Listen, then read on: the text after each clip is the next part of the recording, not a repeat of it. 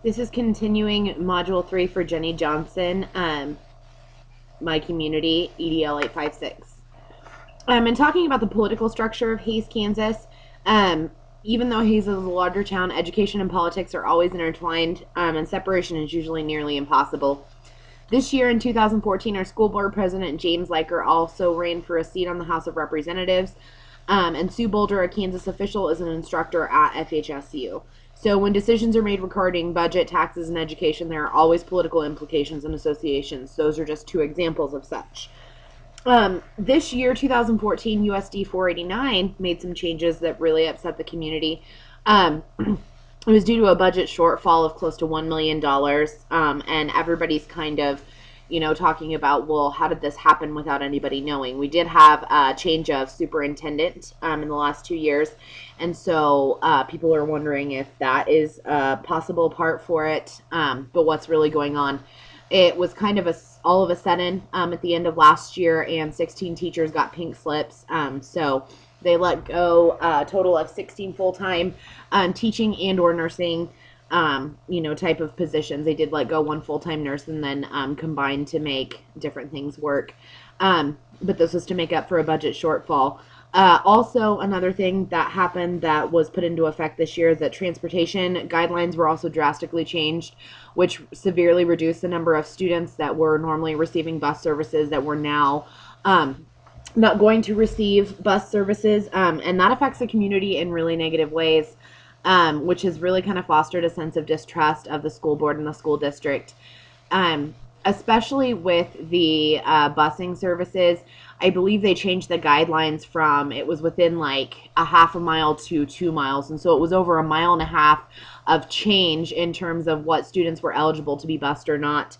And that also affects, special ed students because unless it is written into a plan that a student requires special ed transportation or there's some type of specific plan in place, that's a lot of parents that are probably in the 15,000 or lower bracket that are at the poverty level having to find alternative transportation to get their kids to and from school. Social tensions. Within the community of Hays, having Fort Hays State University, the community has kind of adopted a philosophy of acceptance in terms of, racial, social, cultural, religious differences. There are no known active gangs in Hays at this time. However, in recent years, there was one gang-related incident that was isolated. It was said to be possibly gang-related with a gang from the Dodge City, Garden City area, and was said to be like a gang initiation type thing where a vehicle struck down someone that was just walking along on the street that the gang had driven to Hays, specifically to do this as part of a gang initiation, and then drove back to that area. So that is the only instance that I was able to come up with within doing research. Cliques, not really formally recognized in Hays, but there are, evidence in different types of kind of evidentiary things of different social class gatherings. You obviously have kind of the what everybody considers to be the country club crowd, those that are, eating at the country club every weekend and attending functions there. You have kind of a different group that are the bar crowd, and so going out, on the weekends and that kind of stuff is a different type of crowd. You also have the music crowd, the art crowd, etc. So there are cliques in terms of, different interests and also kind of social class in terms of income. Discrimination is not evident as a problem in the Hays community. I believe that we do a really good job of kind of including everyone and embracing the diversity. There are many students and families from different races, religions, and cultures. Hays is a very accepting community, and that attribute is a drawing concept for many families. For extra sources of information, some of these were ones that I used, but they also have a lot more information that can be found and obtained for different areas of interest for Hays, Kansas.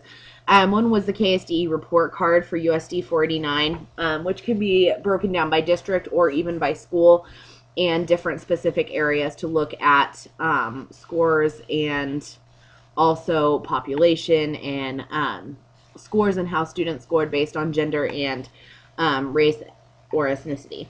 The city directory is where I got a lot of my information, so that's www.hazesusa.com.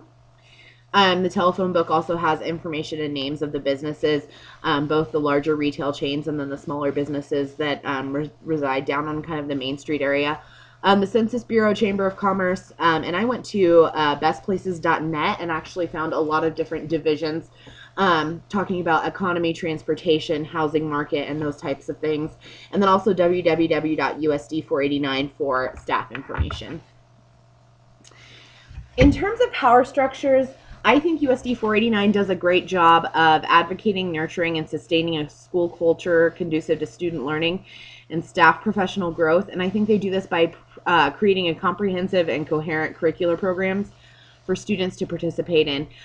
The one thing that our school district does really well is working on creating a program that is comprehensive, but it's also well integrated for students to participate. We have really successful students and we have a great educational program set up. This kind of goes along with ISLLC Standard 2. And the district has implemented new plans for supervising instruction. They do kind of 5-minute staff walkthroughs, and so administrators are going into classrooms more and more often, going through and just kind of writing down, what do you see that's evident in the classroom, what do you see that's not evident in the classroom, whether it be talking about technology or if teachers are activating prior knowledge and those kinds of things, which I think are really helpful to kind of evaluate the effectiveness of the program. There's also formal observations that are a part of that supervision of instruction as well. And the school district also values staff leadership development opportunities, which as a teacher is really great for me.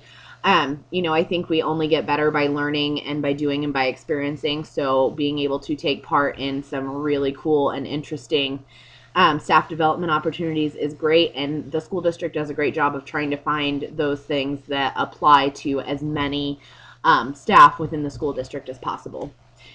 I think the school and community do a great job with ISLLC Standard 5, which is promoting student success by acting with integrity, fairness, and in an ethical manner.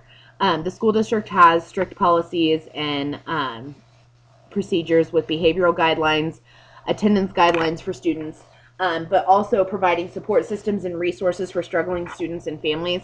These resources involve local and state agencies.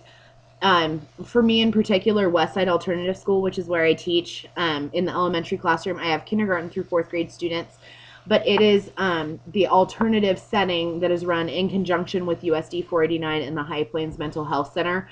So these students are receiving therapy during the school day, they are receiving family therapy, they are receiving group therapy, and they're also receiving, if they need it, wraparound services. So I think this is a great kind of collaboration between the school district and a community entity of High Plains, which is the area mental health center, to provide these kids and the parents the services that they need to improve quality of life and be able to make these kids successful and functional members of society eventually.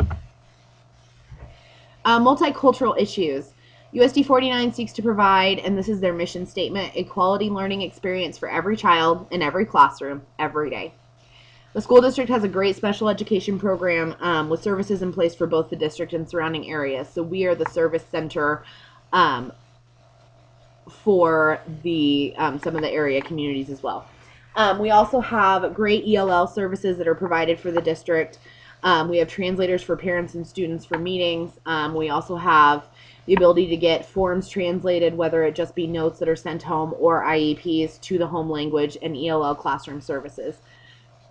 The one thing that I have noticed in my experience is more on a personal level, and it just kind of depends on what school and what entity that you're working with.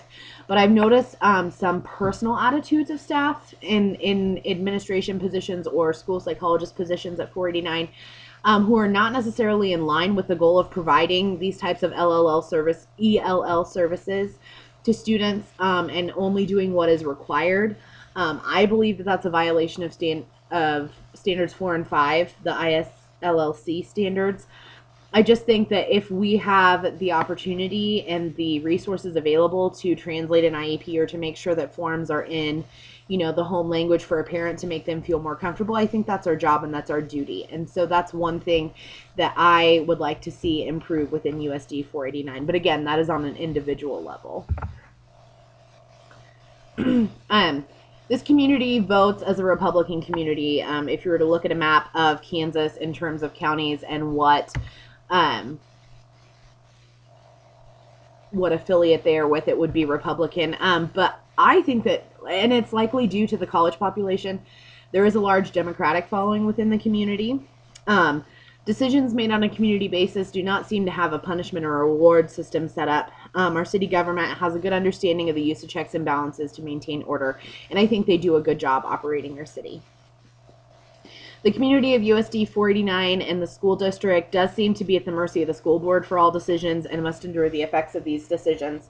And when I wrote that, I realized that it did sound kind of harsh, but throughout gaining, research and knowledge for this particular assignment, I really did have a chance to speak to some different people in the community and some school officials, and the general consensus seems to be that with having to let 16 full-time employees go and changing the transportation, the way everything happened, there is really a distrust for the school district, and everybody kind of feels that the USD 49 school district is just kind of doing what they want to do and what they see best and not necessarily listening to the needs of the community.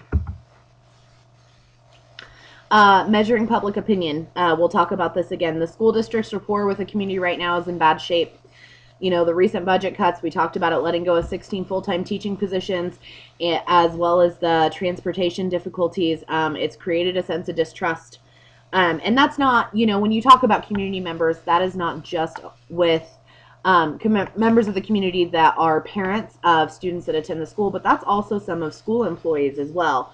Along with the things that are going on with the Kansas government and with budgeting at a state level, it's kind of a scary place to be as an educator. Some community members have expressed moving to different communities or moving students to private schools. I noticed that we did have some students within, all 3 grade levels, elementary, middle school, and high school, that moved to the private school and decided to go that way instead of remaining at the public school. I believe that the school district should try and work on their relationship with the community. I think ISLLC Standard 1 is, that's kind of a top priority. And that's the school board's got to, kind of take charge of this and involve the community member as stakeholders. They've got to create that shared vision in which the community members, and everyone involved feels like that their feelings and opinions can be voiced and actually listened to. And the school board can use this information to make a more informed decision. Public opinion surveys. The hazeUSA.com website is one place that they can be found, and they're also available at the city office and the Chamber of Commerce. For me, I think the best place to gain public opinion information, either personal or in response to current political happenings, is through the Hays Daily newspaper and the Hays Post. Hays Post is a great resource. It's a free resource. Hays Daily News, you are only allowed to look at a certain number of articles before you have to pay for it, but Hays Post is kind of the place to go and check happenings and different things like that. Social media is another place where I think a growing number of individuals are voicing opinions, comments, and concerns related to events and to happenings within the community. I know several groups have popped up on Facebook that are focused just kind of with the issues and the concerns of what's happening with the school district. And so it's kind of a protected place for people to keep their anonymity and post about what their concerns are with this. Thanks, guys.